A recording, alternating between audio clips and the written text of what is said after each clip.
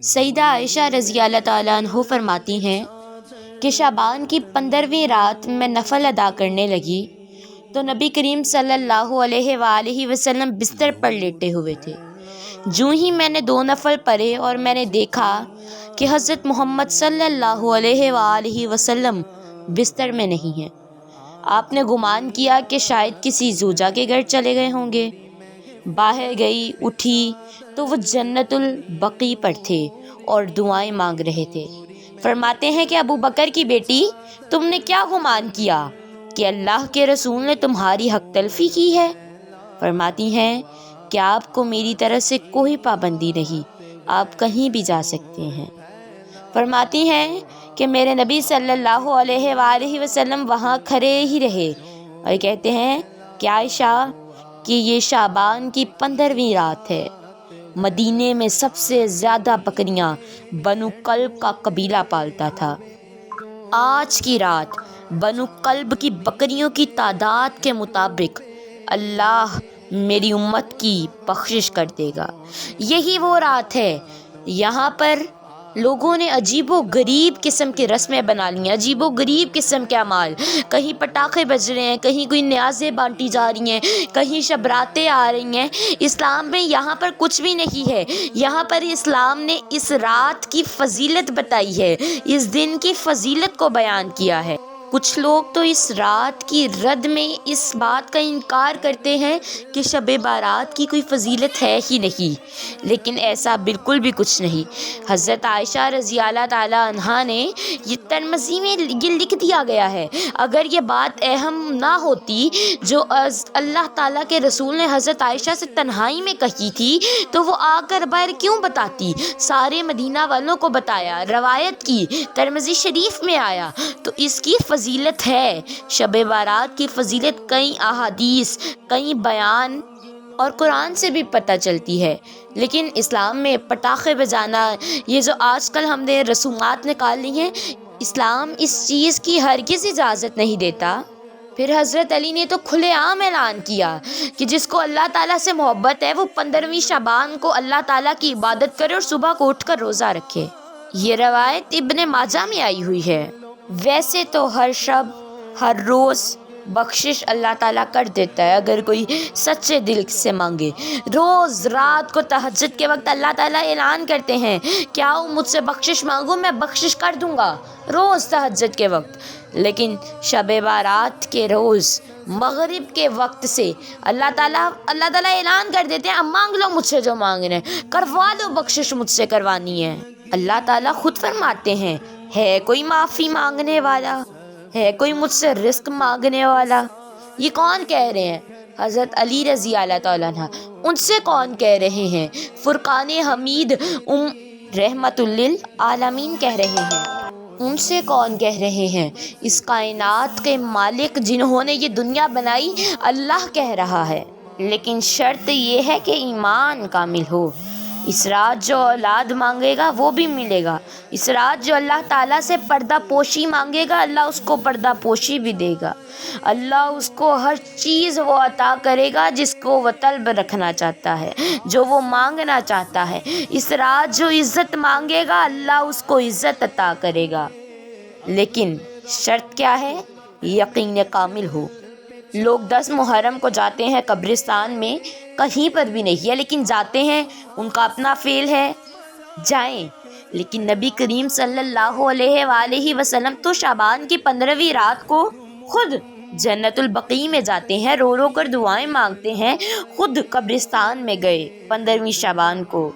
کوئی وہاں پر مزار نہیں تھا، کسی اپنے کی وہاں پر قبر نہیں تھی، لیکن آپ پھر بھی وہاں پر جاتے ہیں اور اپنی امت کی بخشش کے لیے دعائیں مانگ رہے ہوتے ہیں۔ اس رات کو کھل کے دعائیں مانگے، اپنے ساتھ ساتھ کل کائنات کے لیے، کل امت محمدی صلی اللہ علیہ وآلہ وسلم کے لیے بخشش کی دعا مانگے۔ اور جب شب بارات کا روز ہونا تو جس کے اس دنیا سے کوئی بھی اس دنیا سے چلے جاتے ہیں، کسی کے دادا دادی، ایک دفعہ ان کی قبر پر ضرور جائیں اس رات۔ کئی قبریں ایسی ہوتی ہیں جہاں پر کتنی صدیوں تک کوئی نہیں آتا، اور جب کوئی وفات پا جاتا ہے نا تو اس کی مثال ایسے ہے کہ کوئی شخص دریا میں ڈوب رہا ہوتا ہے اور وہ انتظار کر رہا ہوتا ہے کہ کب ہمیں کوئی بچانے آئے گا۔ وہ لوگ دعا کر رہے ہوتے ہیں کہ کب ہمارے ماں باپ ہمارے لیے دعا مانگیں گے، کب ہمارے اپنے ہمارے لیے دعا مانگیں گے، کب وہ ہماری قبر پر آ کر ہمارے لیے بھی بخشش مانگیں۔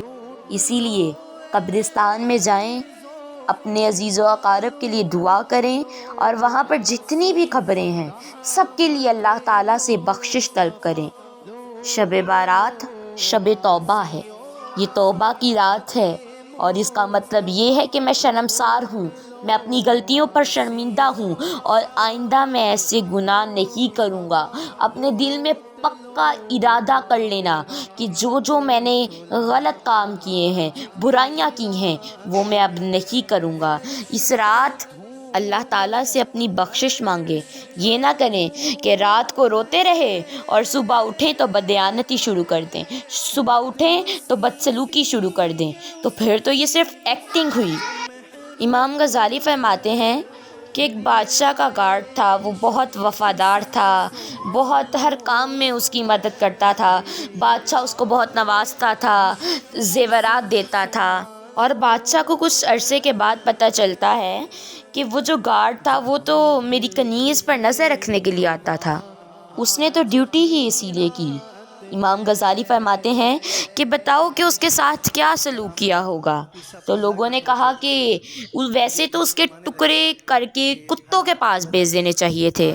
فرماتے ہیں کہ میرا رب ایسا نہیں کرے گا، وہ جانتا ہے کہ کون ایکٹنگ کر رہا ہے اور کون دل سے مانگ رہا ہے۔ اسے تو پہلے سے ہی خبر ہے کہ کون سچے دل سے توبہ کر رہا ہے اور کون ریاکاری۔